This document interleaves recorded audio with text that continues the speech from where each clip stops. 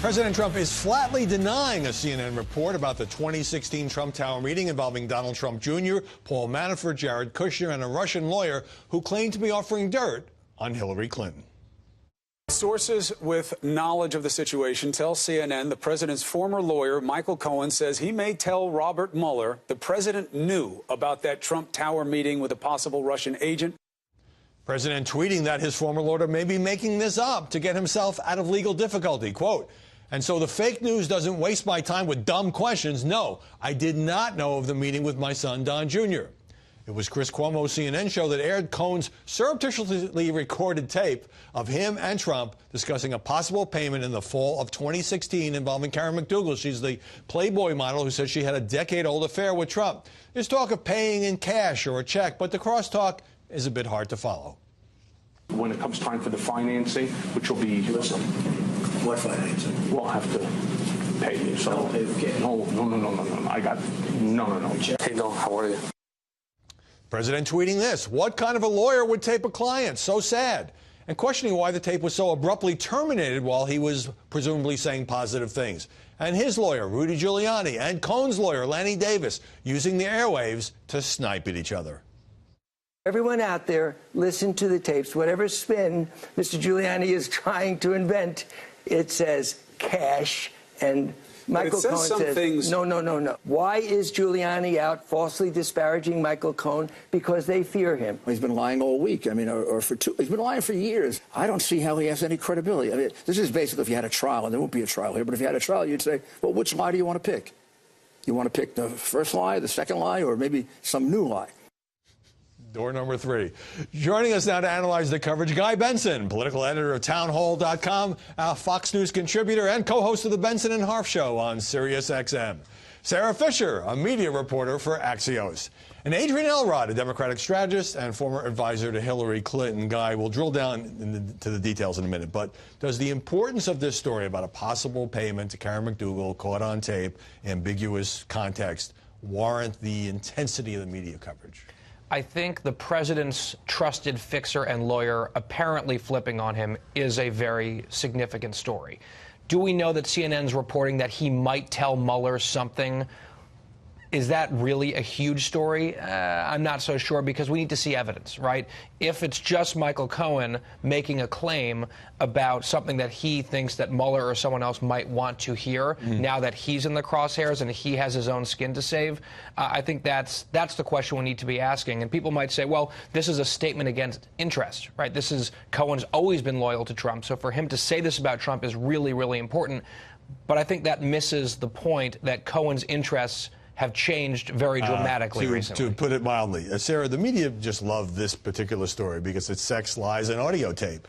And I think that's part of what's driving all the coverage. I mean, it's absolutely what's driving the coverage. I mean, the concept of betrayal is always something that's going to grip viewers. But there's also another underlying theme here, which is, could there be more to come? Every time something new comes out from a tape, the media can latch onto a story that this isn't yet over.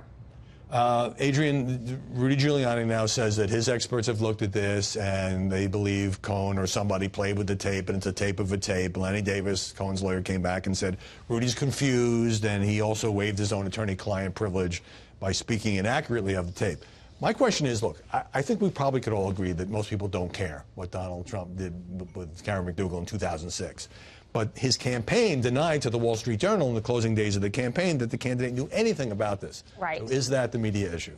Well, I think the issue here is going back to exactly what Guy said, which is this is somebody who has been fiercely loyal to President Trump for years as his attorney. Now all of a sudden he's flipping. He's trying to save himself from jail time, and which he faces. Okay, granted, but does he have credibility with which he is flipping, or at least the reports about what he says? Well, I think he has credibility because we know that he has more tapes coming out. This tape may be grainy, but there's other tapes that we know exist, and those tapes may actually be a little bit easier to decipher. Look, I'm open to more evidence, right? And we should follow the evidence in this case, but there has been some whiplash within the media on the credibility of Michael Cohen, where he was dismissed forever as, oh, this is just a Trump lackey who's loyal to Donald Trump. Yeah. And now that he's not loyal to Donald Trump, well, let's listen to this guy. Well, it's fair to criticize him for taping his client, and that doesn't look good for him.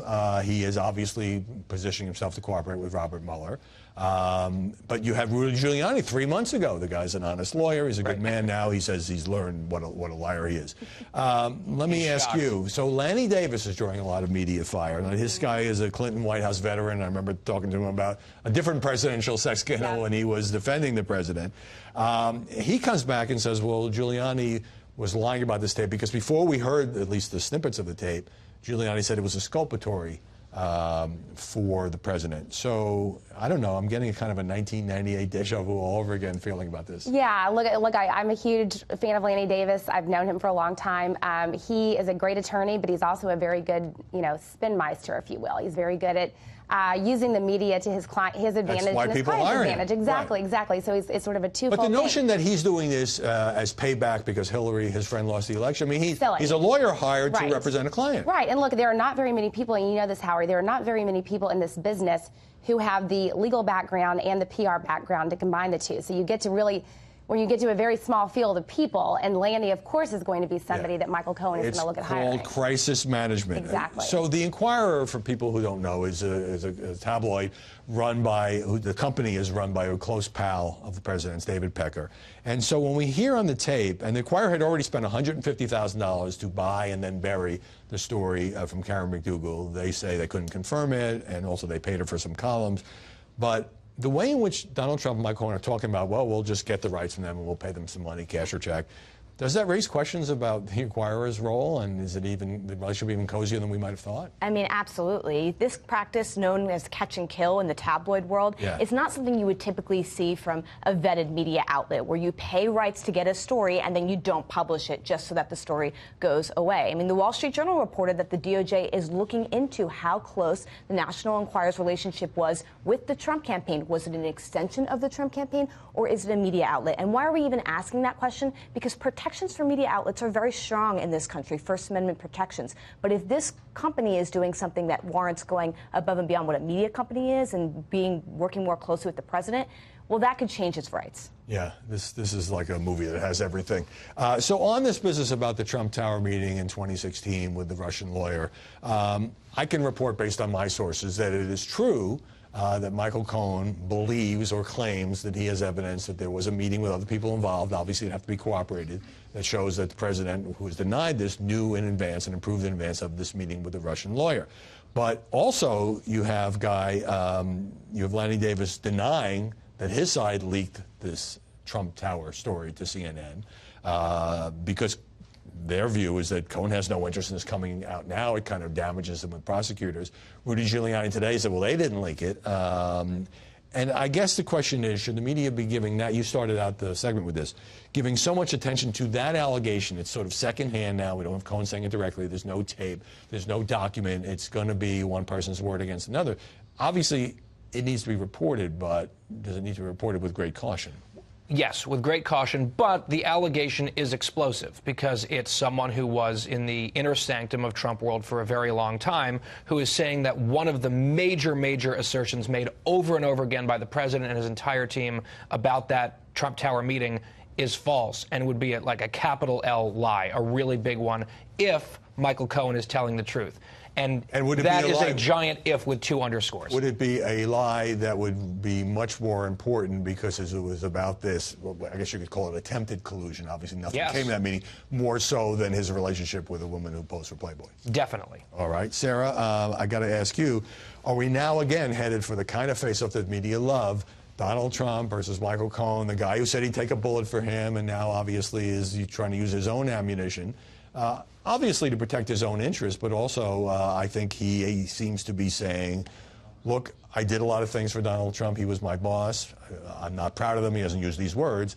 But now he's the president, and I'm going to come clean. That's exactly right. The media is looking to have this relationship be contentious so that they can follow it like a horse race back and forth. You hear CNN and some of the other outlets saying that this is a complete flip. Then you hear on some other outlets, no, this might not be a complete flip. It's just that he's under different kinds of pressures. It really depends on what outlet you're representing and where you're coming at this. But yes, it's a horse race, and it's something interesting to follow. follow. The further importance of this Trump Tower business, Adrian, is that after a year or plus more than that of investigation of Russian collusion, we don't have much evidence. But this is the one meeting we know about where there was at least an attempt to get information from a Russian lawyer who said, it kind of fizzled, that she had stuff on Hillary Clinton. So whether or not candidate Trump, now President Trump, knew about it in advance, you can see why the media are so hot on this. No, absolutely. They're hot on this because they want to see if Donald Trump essentially lied about this. And if Michael Cohen has actual empirical evidence that Donald Trump was aware of this meeting before, and if he has that evidence on tape, it's going to be very damaging for President Trump. But there's no tape on this. There's no claim there's any tape on this. So either prosecutors will find other people in the room who will say that never happened, and Cohen will not be able to back it up, or he will. But I just wonder, you know, it is our job to sort of follow all these things, and they get complicated. What's on tape? What's not on tape? Did he say cash? Did he say check? And I wonder how much it is resonating, even on the stuff about the meeting with the Russian lawyer, with lots of people out there who might be much more interested in other things. I think the American people, you just look at polling. Gallup had a poll of election priorities, and the Russia matter was polling at 0% as a top election priority, which is not to say that this stuff doesn't matter and people aren't paying attention to the investigation and some of the twists and turns, but I think the granular, constant attention paid to it in this sort of D.C., New York media corridor is totally outsized compared to what normal people care about. So is it possible, Adrian, that if it could even be shown to be true, and the president would say, well, I forgot that I knew about it, I forgot about that meeting, that all of those people, that 45% who passionately support him, wouldn't care?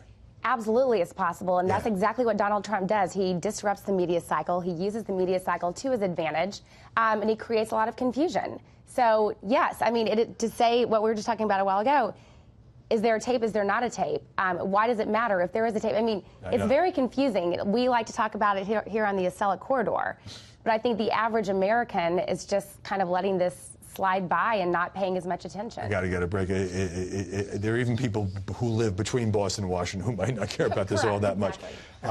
Sarah, we'll see you a little later.